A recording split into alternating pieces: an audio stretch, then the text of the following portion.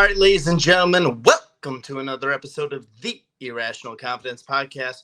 We're talking college football, and we have a very special interview for you guys today. But I need to be joined by my co-host, the man, the best co-host in the business, Fresh. How you doing, buddy? Haps, I'm doing great. Another exciting topic here. We have exploring college football and college athletics. I can't wait to dive into it, and I'll let you introduce our special guest, but it's an exciting time. Yeah, join us for the first time. He's a 7-time Emmy Award-winning producer and director and a syndicated columnist. He's been following the PAC-12 Media Deal, and we just can't wait to talk to this gentleman. And I'm joined today by Jim Williams. Hey, guys. How you doing? Doing great, Jim. How about yourself? I'm well, thank you.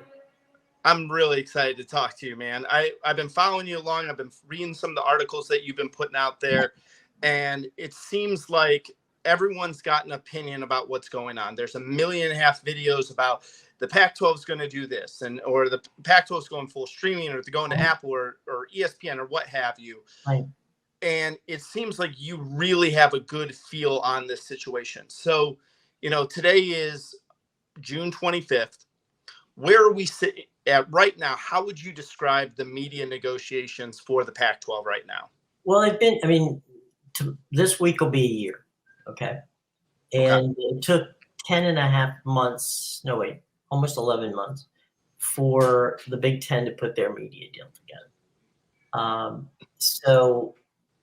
I think that what we have here is what is Media Day is the middle of July for the Pac-12. Mm-hmm. They're not going to wait that is not good. They'll have a TV deal done before then. I would have thought, and I'm not going to go back into the history of it, but I would have thought it would have been at least announced by now. And I think that people should note that just because it isn't, doesn't mean they're not going to have one, or that they are not going to have one that the 10 people who are remaining in the conference could sign off on. Now, is it going to be as good as the Big 12 or the ACC or SEC or Big 10? Who's going to know until it actually is done? And I do think that people, one of the great things about YouTube and Twitter and everything going on in this is everybody speculates to what's going to happen, because it's become it's become a fun thing. Numbers have been thrown around. All kinds of things are going on. Honestly, no one really knows. I can tell you this much. They're not stupid. Okay. Mm-hmm. They know what the number is. I don't know what the number is. None of us do. They know a number that they have set that is their, best. If it's not this number, whatever that number may be, I don't even bring us the deal. And so I think right now they're probably finalizing whatever it is that it's going to be. I've been told, from people that they feel confident that it'll be enough to keep, the teams together, and that it will, be with partners that they feel very comfortable with. Now, don't rule anybody out. Could be Fox and ESPN and stun everybody. Okay, I would say that you remember Bob Bowlesby right after OU and Texas decided to go to the SEC. He was threatening to sue ESPN, and Brett Yormark did a deal with ESPN. So your enemy today may be your partner tomorrow. You don't know. So we'll see. I mean, we'll see who it is, and they remain confident. And again, if you're the presidents, the only people who can tear up or break up, if you will, the Big 12 is the Big 12. It's up to the presidents. If the presidents choose, and whatever the deal is, if they don't wish to sign it, then they won't, and those who have options will exercise those options. Those who don't have options will have to deal with it. And one question I have is we're in this world now where streaming services are taking over. You mentioned Apple. It's kind of becoming the norm. And ESPN Plus has done all the streaming for the NHL, and Apple has now done all the streaming for MLS. Is there some hesitancy from a conference to take on streaming as the main priority of their television rights, if you will, for lack of a better term? Maybe looking for more data to support that will actually be able to be a consistent model for them, or are they looking for some sort of blend or concrete cable, connection? Where's that kind of falling in the knowledge that you've been able to collect?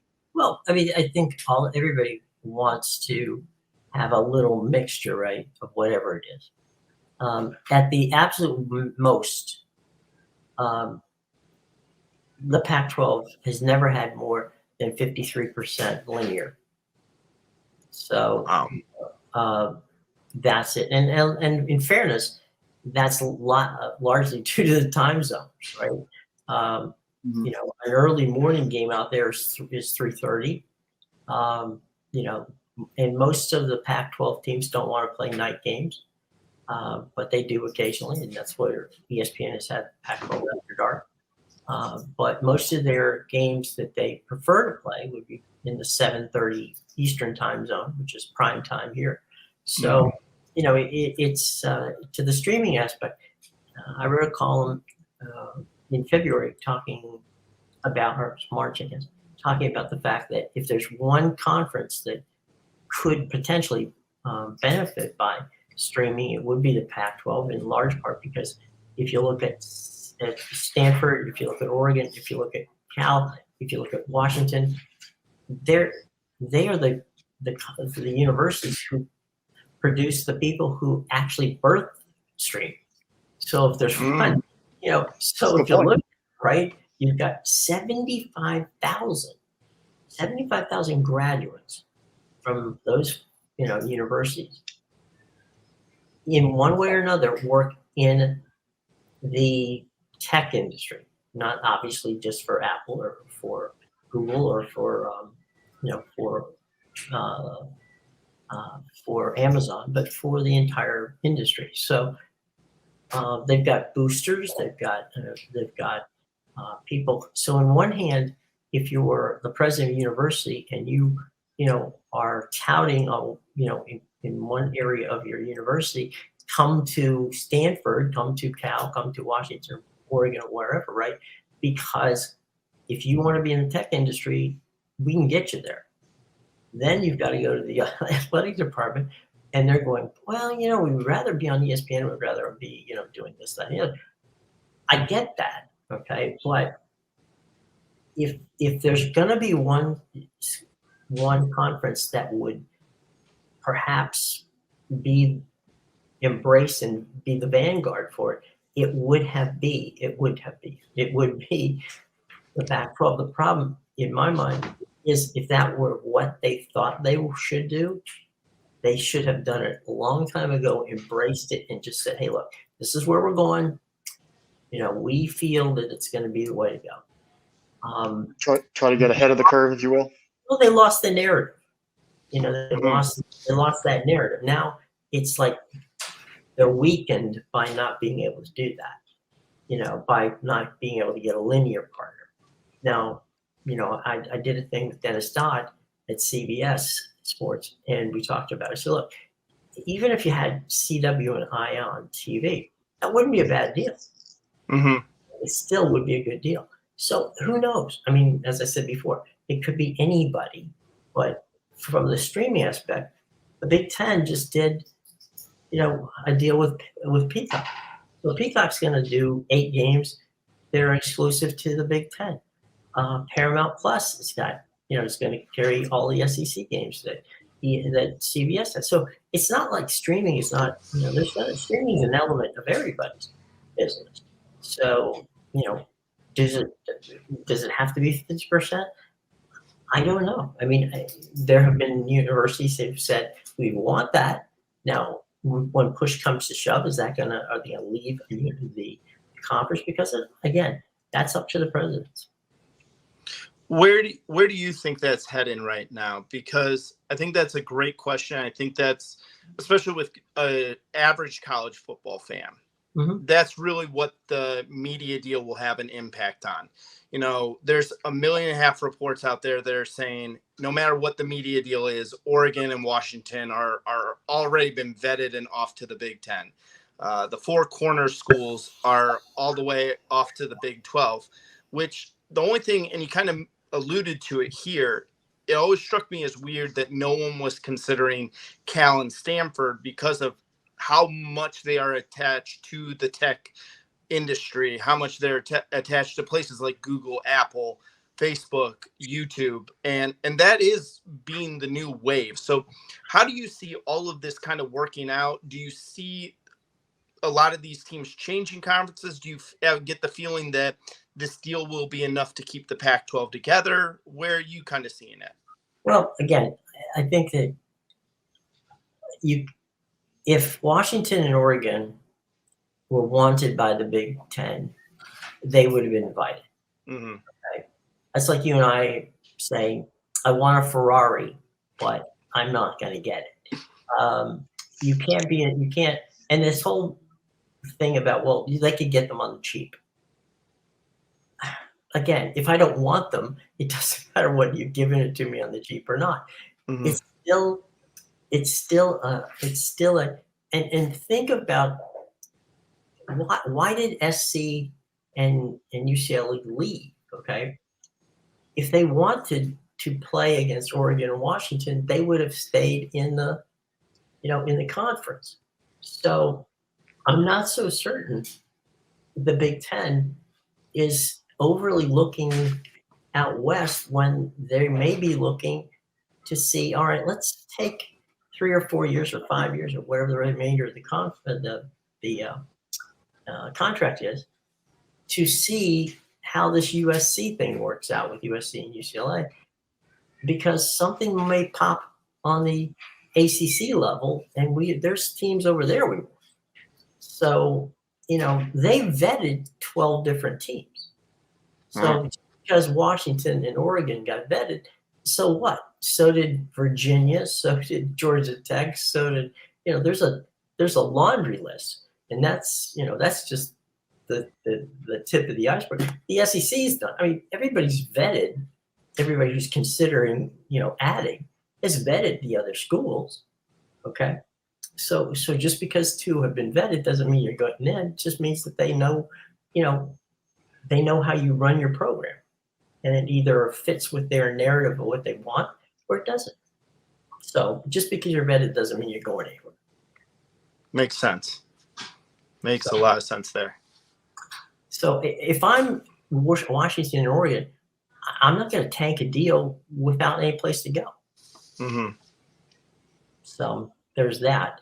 And the other schools, the 4 corner schools that we've heard, again, it's up to the universities if they feel like going from the Pac-12 to the Big 12 would be a beneficial thing for them. If that's the way they feel, then fine, they'll make that determination. But it takes 8 out of the 10 to go ahead and sign a grant of rights. Right now, they had a meeting which they said they agreed to a grant of rights. You can agree to a grant of rights, but that, unless you have a media deal to go into the grant of rights, you have no grant of rights. So they agreed basically to. I think the thing that they agreed to that was a real takeaway there was Oregon and Washington didn't ask for a disproportionate amount of the money. It was more of what the ACC did, which was more of a merit-based deal. So that part was of interest. I mean, that was really the only takeaway from what they do with that. Awesome. This is just, it's blowing my mind here of all the things and all the factors that are at play here. And I think you're spot on where you're saying the only people who really know are those who are sitting in those president offices at every university. But, the majority of information we get by college football reporters are through the AD's office and the coaches and the assistant coaches. And those people have zero knowledge of these negotiations. Talk to us a little bit about the Apple thing, because there's been a bunch of information out there about Apple. Apple TV Plus has, last report I found, they have roughly around 75 million subscribers. And depending on what the report's looking like, about 50% of those, or a little bit more than that, are on that free trial from buying like an iPhone or an iPad. Right. How viable is the Apple TV Plus avenue here? Well, I mean, look, any streaming service is for any, or whether you're producing a television show or producing a sporting event, there's a learning curve, right? I get a big kick out of these people who are, trashing the MLS, and say, well, the MLS went all in on it, and look what happened. They didn't get the subscriber. Well, there's a learning curve. If you've had something for free not free, technically not free. You've had Fox and ESPN doing all of your games for 10 years, and you change the paradigm of how people watch it to a streaming service, in this case, Apple, right? It's going to take a learning curve. And for people to go and say, well, gosh, they're not doing, Apple's not doing as well as they thought they would on the MLS deal. I mean, what the hell did you think was going to happen? I mean, you took it away from it. People are going to have to get used to, all right, now if I want to watch soccer, I need to get, Apple TV. Let me see how that works. It's, and with due respect to the MLS, it's not the Premier League, okay? It's not the Champions League. So soccer that had a niche audience to begin with. So you've got a niche audience that you now change the paradigm of how they watch it.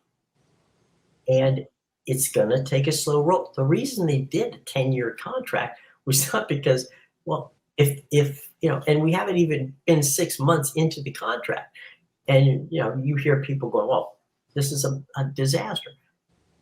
You didn't hear anybody screaming what a disaster it was when Prime, when Amazon took on the NFL and viewership dropped. Okay, viewership dropped.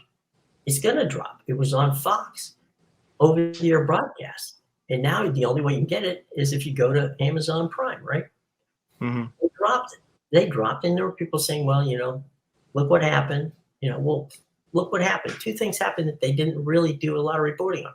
One, the average younger viewer, basically 21 to 35, that metric was up. That's the first time in 10 years that demo went up. So they were watching.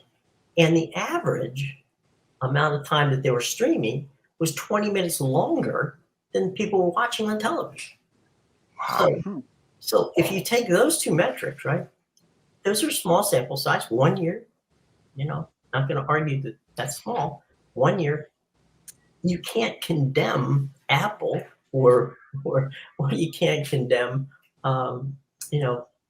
Prime for 1 year. And in the case of the MLS, you can't, 6 months, if it's into a 10-year deal, and in the case of Prime, into an 11-year deal. It's going to take 5 or 6 years to figure out if it's successful or if it's not. And the same thing goes for ESPN Plus. There's no reason not to think that people are going to do it, but are they going to fall off? Yeah, because what you're doing is you're changing the way people watch television, and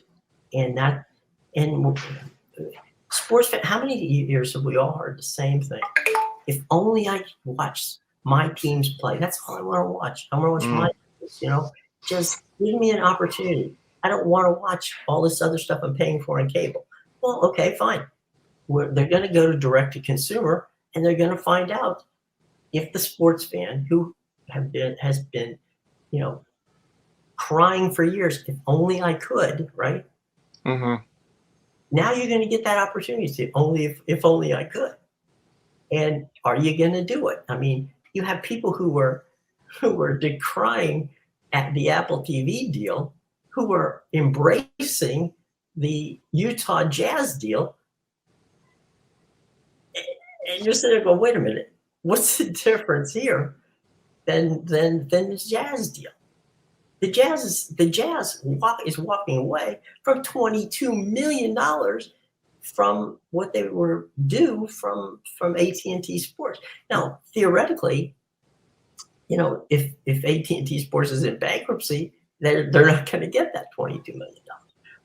But again, you're walking away from the cable metric, which we said before, isn't going to go away. But that's, the Jazz went there, the Phoenix Suns went there, the Major League Baseball would love to have every one of those teams back, not just the Padres and some of the others. So, Wow. So on one hand, you're getting, these guys are bold and innovative. On the other hand, it's like, what are they, nuts? They're never going to do anything right. So the dichotomy of two arguments that make no, one of them doesn't make sense. Now, which you can pick which one you feel doesn't make sense. And trust me, I have heard from a lot of people on both sides of this how much both of these do not make sense. That may be the case, but that's where it is. Okay. So you can argue all you want to whether it makes sense. Don't kill me. I'm just a messenger. So that's where it is in that. So with all these talks and everything's going around, do you actually think it actually does more of a credence to keep the 5 power conferences the same? Because we've been talking about the Pac-12 collapsing or the ACC collapsing and teams are sort of getting spread out. But with the media deals being so, everyone trying to get their share of the pot, if you bring more teams into the equation, I highly doubt those numbers are going to actually increase to accommodate those new teams. So it's going to be a smaller share for everybody. Do you think this actually strengthens the Pac-12's existence going forward, whether they get a deal that's great or not, but it still keeps them alive because the money to share somewhere else is very limited? I would think and hope that for any conference, okay, we'll use the Pac-12, but for any conference, if you can hold out till the next big contract, which will be in 2032, then the landscape will be a whole lot clearer. By that time, we'll know if streaming's done stuff, because by that time, ESPN will be in the streaming business.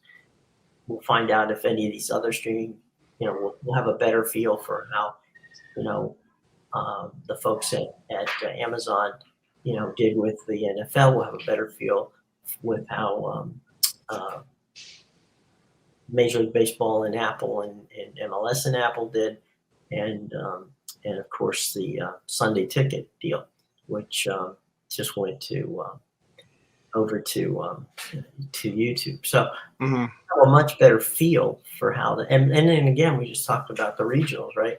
We'll know then how many regionals survived and how many didn't, and how many of these pro teams streaming operations are working. So we'll have a much better deal, a feel for what's going on. And we'll also see where the networks are spending money. So if any of the conferences, be it in this case the Pac-12, can hang together, then we'll see where that goes. And by that time, whether the viability of the Pac-12 is strong or not, we'll find that out. And if it's not, if they don't come to an agreement this time and they begin to scatter, then we'll find out how that works. But it is, we talked about in the pre-show that only 15 teams basically are the 15 teams that keep the rest of Division I alive.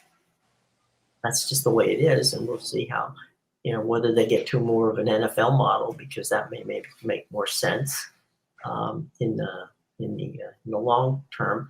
Myself, I thought it would be kind of fun to have, just like the English Premier League has a relegation. So, the top 4 or 5 teams, suddenly an Indiana, I'll pick who in the SEC. I'll give, Mississippi State. The ACC will go to Georgia Tech. If they don't hit a number, right? If they're not Mm-hmm. the highest level of thing, then they go down. And USF and Tulane and all these other schools, move up. That would inspire you to want to do better with the money that you have. But I mean, that's probably never going to happen. But it would be fun to see. But I yeah, love that idea. we're getting Pretty cool idea. we're getting into a Hunger Games kind of scenario here, where only the strong survive. So it's not good for college football. It's not good for sport. But it's where we are right now. We're at an inflection point where, people are keeping, keep staying alive by simply doing, by happening to be in a conference that is healthy and for lack of a better way, enricher. Look at Rutgers and some of the other people. Mm-hmm. Boy, did they get lucky when they hit the lottery. Right. So it doesn't matter how successful the program is, as long as you happen to be in the right conference at the right time. Mm-hmm. All right. Well, before we sign off with you, I mean, I want to thank you so much for volunteering your time. And I know this was short notice, and we saw yourself wanted to get you on Other time.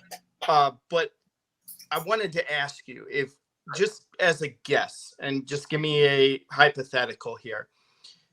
Yes or no, PAC-12 Media Deal is done by June 30th, and using your experience in the broadcast field, what would you say this would be? The deal comes in at X dollars, and it's done by June 30th, and I say you guys won that. That's a good deal for you. All right, I've been I've been consistent on. Okay. I would say anything 25 mil or north of that. Okay. And 50 linear, I think they would stay together. It wouldn't make sense to move for $6 million.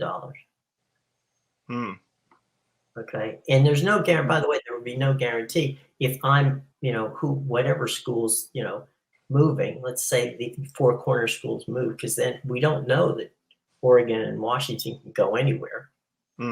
So if kind of stuck. Yeah. So let's just assume for the moment they are not going anywhere. They wouldn't necessarily lose the Power 5 designation, because you still have four schools out there that are very powerful.